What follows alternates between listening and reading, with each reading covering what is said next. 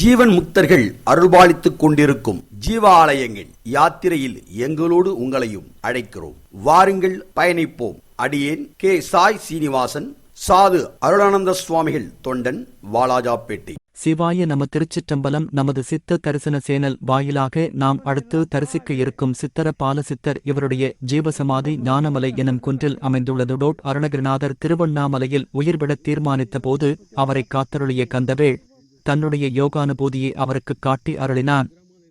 அவருடைய திருவடித் தாமரைகள் ஞானமலை எனும் இடத்தில் காண கிடைப்பதாய் சொல்லப்படுகிறது.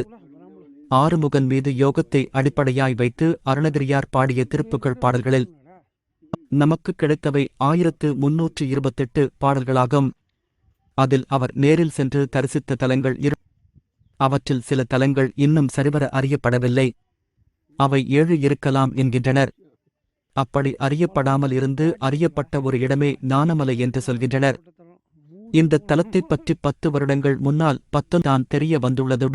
சென்னை வேலூர் நெடுஞ்சாலையில் காவேரிப்பாக்கம் சோளிங்கர் பாதையில் மங்கலம் என்னும் ஊரில் இருந்து சுமார் 1 கிலோமீட்டர் தொலையில் கோவிந்தச்சேரி என்னும் கிராம அருணகிரிநாதருக்கு முருகப்பெருமான் வள்ளி தெய்வானையுடன் காட்சி கொடுத்த இடமென்று நம்பப்படுகிறது. வெப்பாலை எனும் மரங்கள் சூழ்ந்த மலையாக அமைந்துள்ளது. வெப்பாலை இலைத்தோல் நோய்களுக்கு மிக அரிய மருந்தாக கண்டறியப்படுகிறது. எனவே தோல் சம்பந்தப்பட்ட நோய்கள் இருப்பவர்கள் இந்த மலைக்கு சென்று முருகப்பெருமானின் அருள் கடாட்சத்தை பெறுமாறு சித்த தரிசன சேனல் வாயிலாக கேட்டுக்கொள்கிறோம். வணக்கம்.